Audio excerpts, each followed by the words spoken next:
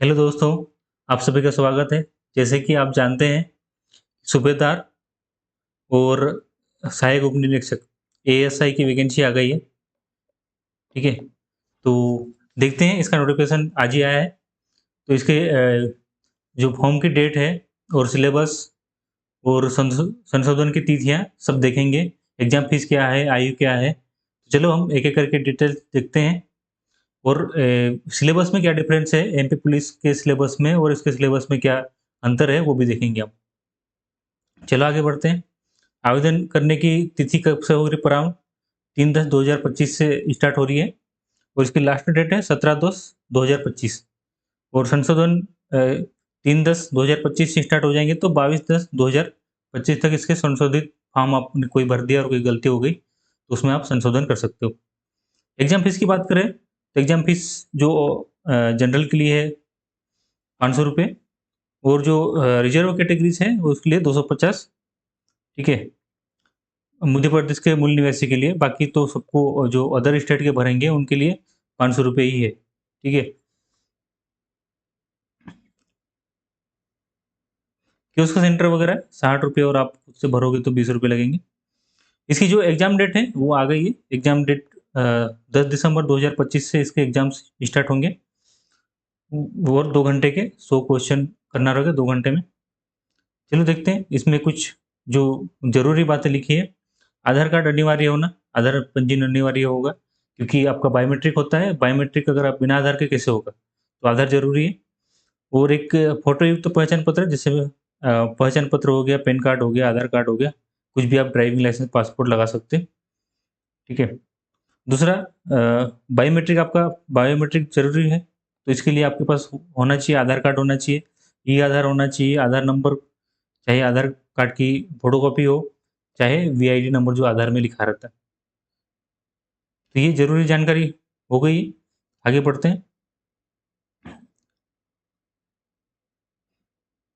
इसमें 2 हैं, सूबेदार है, शीघ्र लेखक और दूसरा उप निरीक्षक एएसआई, असिस्टेंट सब इंस्पेक्टर। तो इसके जो फर्स्ट वाला है, 6 पोस्टल कोड है। फर्स्ट कोड में जो फर्स्ट वाला जो पहले नंबर का जो पोस्ट कोड है, इसमें जो सामान्य शाखा वाला है, सूबेदार, उसमें वैकेंसी है 26 जनरल के लिए, ठीक है? और एससी के लिए 14, ये ओपन की है, एक्स सर्विस, फीमेल, अलग-अलग आप देख सकते हो। मैं ये इसका टेलीग्राम चैनल, मेरा टेलीग्राम चैनल है।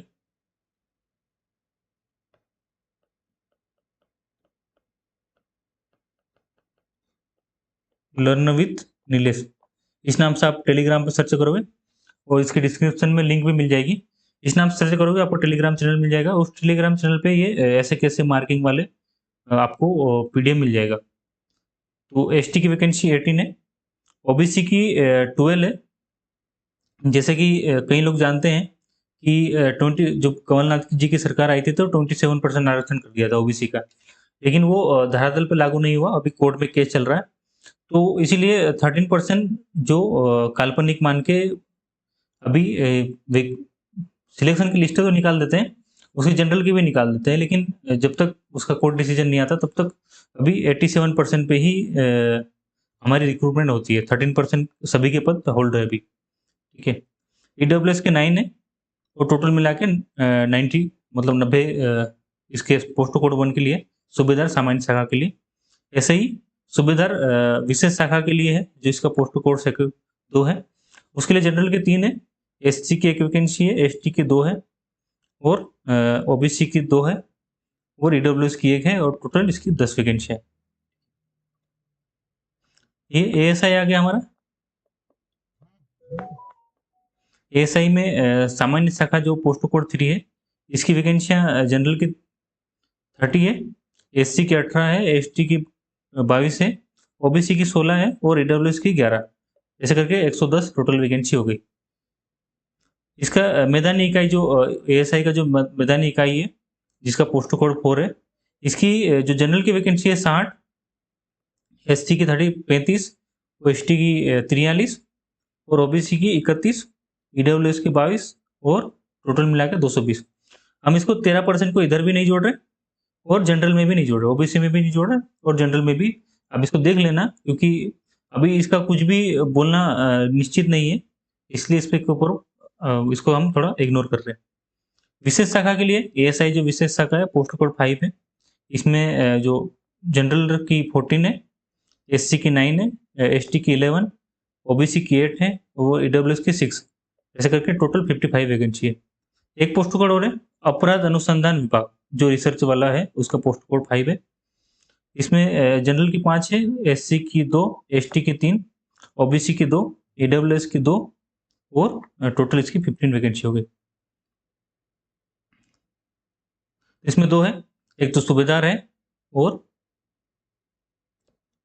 दूसरा है आपका एएसआई, सहायक उप निरीक्षक, मतलब असिस्टेंट सब इंस्पेक्टर। तो चलो हम आगे बढ़ते हैं, देखते हैं जो आपकी डेट ऑफ बर्थ काउंट होगी, ठीक है, आयु जो काउंट होगी वो आयु 10/17/2025 के हिसाब से काउंट होगी। आपकी 21 इधर कंप्लीट होना चाहिए, ठीक है।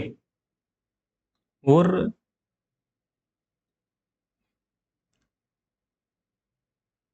अपर लिमिट हम सबकी अलग अलग है, सबकी देखेंगे।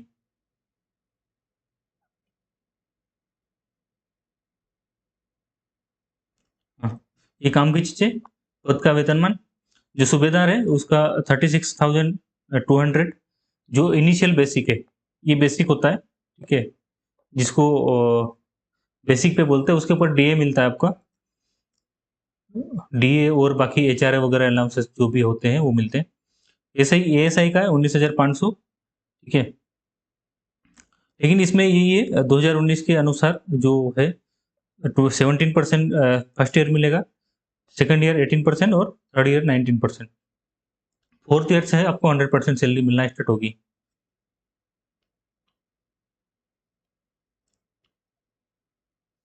ये जो योग्यता क्या है, क्वालिफिकेशन क्या है, वो हम देखते हैं। क्वालिफिकेशन बहुत इंपॉर्टेंट है, क्योंकि इसमें सबको अलाउ नहीं किया गया।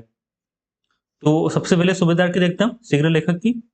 इसमें हायर सेकेंडरी, ठीक है, 10+2 होना जरूरी है, कंपलसरी, फर्स्ट कंडीशन।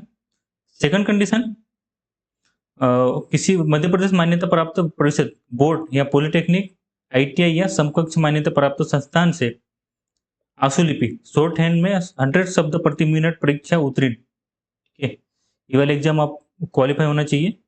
सेकंड वाला है विज्ञान या प्रौद्योगिकी एवं प्रौद्योगिकी विभाग द्वारा, जो हमारा टेक्नोलॉजी डिपार्टमेंट है, उसके द्वारा जो सीपीटी सिटी का एग्जाम होता है, उसमें हिंदी टाइपिंग के साथ उत्तीर्ण होना आवश्यक है। अब जो आपकी जो फोर्थ कंडीशन है, उसके साथ ऑप्शनल है, तो आप देख लेना, चाहे मैं एक एक करके बता देता हूँ। फर्स्ट ऑप्शन है इलेक्ट्रॉनिक विभाग एवं और कंप्यूटर पाठ्यक्रम प्रत्यायन द्वारा आयोजित डिप्लोमा स्तर की परीक्षा उत्तीर्ण, ठीक है। आपको एक ये हो तो आपके एलिजिबल हो। सेकंड, शासकीय मान्यता प्राप्त आईटीआई से कंप्यूटर ऑपरेटर एंड प्रोग्रामिंग, जो कोपा का जो कोर्स होता है, अगर वो आपके पास है तो आप एलिजिबल हो। इन 4-5 जो 4 है, उनमें से कोई भी आप गोवा वाला जो एक, पेन चेंज कर लेते हैं, 1, 2, 3 और 4, इसमें से कोई भी आप कंडीशन फुलफिल करते हैं तो आप एलिजिबल हो। तो ये आपको पीडीएफ मिल जाएगा, आप एक बार डिटेल में देख लेना। सहायक उप निरीक्षक के लिए क्या चाहिए, 10+2 तो है ही है, 12th, ठीक है। सीपीसीटी होना चाहिए, ठीक है। 2 कंडीशन तो ये कंपलसरी है, ठीक है। और एक जो थर्ड कंडीशन है वो ऑप्शनल है। तो सीपीसीटी और 10+2 तो ये तो होना ही चाहिए। उसके साथ अगर आप उसके साथ इंजीनियरिंग डिग्री हो, एमसीए हो, बीसीए हो, एमएससी हो, ठीक है, तो ये कंप्यूटर साइंस या इंफॉर्मेशन टेक्नोलॉजी, सूचना प्रौद्योगिकी, इसमें आपकी होना चाहिए डिग्री, या S S A I C T, ठीक है, ए आई सी टी द्वारा अनुमोदित अप्रूव पॉलिटेक्निक डिप्लोमा आना चाहिए। इनमें से कंडीशन इनकी ऑप्शनल कंडीशन है, एक कंडीशन ये है, दूसरी ये है, थर्ड ये है, फोर्थ ये है। तो ये चारों पांचों कंडीशन में से आपकी एक भी कंडीशन फुलफिल हो रही है तो आप एलिजिबल हो जाओगे, ठीक है। ठीक है। ये आयु की गणना यहाँ से होगी, मैंने पहले ही बता दिया। 17 अक्टूबर 2025 से काउंट होगी आयु।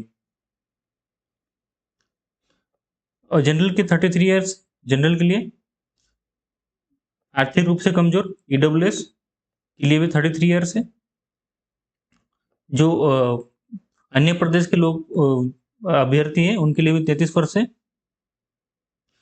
सारी महिलाओं के लिए 38 ईयर्स है। और जो आरक्षित वर्ग है एसटी एससी, उसके लिए 38 ईयर्स है पुरुष के लिए। ठीक है, महिलाओं के लिए तो 38 ईयर्स होगी। ठीक है, चाहे एसटी एससी की महिला हो चाहे कोई और कैटेगरी से हो, सबकी 33 ईयर्स ही है। ये जो नगर सैनिक अभ्यर्थी वगैरह जो है उनका आरक्षण है उनके लिए। ठीक है, जाति प्रमाण पत्र होना आवश्यक है जो मध्य प्रदेश के मूल निवासी ओबीसी एससी एसटी के जो भी अभ्यर्थी है उनके लिए। ठीक है, हाँ, ये हम पाठ्यक्रम मेन इंपॉर्टेंट है, हम पाठ्यक्रम देखते हैं। 2 एग्जाम होगी, प्रथम चरण लिखित होगा, सेकंड चरण जो दस्तावेज परीक्षण और प्रायोगिक परीक्षा, ये इंपॉर्टेंट है। ठीक है, तो 100 मैंने जैसे बोला 2 घंटे में 100 प्रश्न आएंगे, उनको सोल्व करना। एक क्वेश्चन का 1 मार्क्स, 100 टोटल, मैक्सिमम मार्क्स 100 हो जाएंगे सिर्फ रिटर्न एग्जाम के। एक आपके 100 आने पे 1 नंबर मिलेगा और इसमें नेगेटिव मार्किंग कोई भी नहीं है।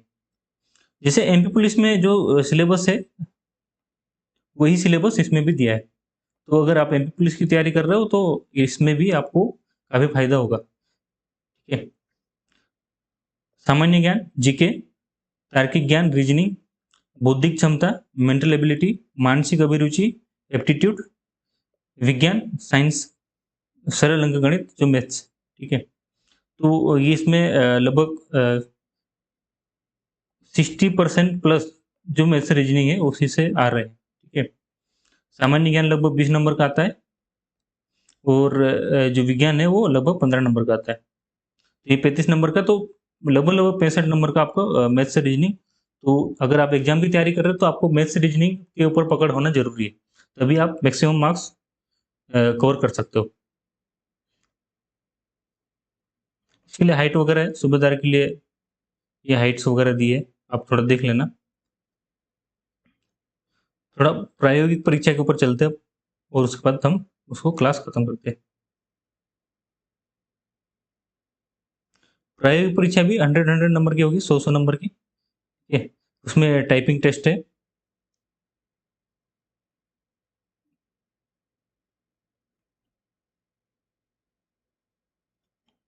ये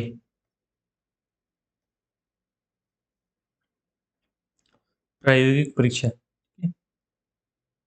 1 घंटा की होगी। इसमें पासिंग मार्क्स 30 है, 30 होगा तभी आप लिस्ट में आओगे। अगर 30 से नीचे है, वो आपको फर्स्ट रिटर्न वाले में कितने भी नंबर है तो भी आप उसमें मेरिट में नहीं आओगे। ठीक है, शॉर्ट हैंड टाइपिंग होगी, डिक्टेशन, ट्रांसक्रिप्ट, इस टाइप की टाइपिंग होगी। ये आप थोड़ा डिटेल में देख लेना। सेम कंडीशन है आपकी एएसआई के लिए भी। 100 मार्क्स है, 1 घंटे के जो है टाइमिंग है और न्यूनतम 30 मार्क्स, मैक्सिमम मिनिमम 30 मार्क्स होना चाहिए। और इसमें भी टाइपिंग टेस्ट है और अलग अलग टेस्ट है। ठीक है, कुछ टाइम दिया जाएगा, टाइपिंग टेस्ट है ही में। तो चलो ठीक है, अब इसको हम ख़त्म करते हैं। ठीक है, धन्यवाद। और आपके मैथ्स और रीजनिंग के लिए मेरी क्लास पे मेरी इस यूट्यूब पे लर्न विथ नीलेश पे क्लासेस चल रही है, जो एमपी पुलिस की पीवाईक्यू पे अभी सीरीज चल रही है और एक एक करके टॉपिक वाइज भी सीरीज चलेगी, तो आप देखते रहिए। धन्यवाद।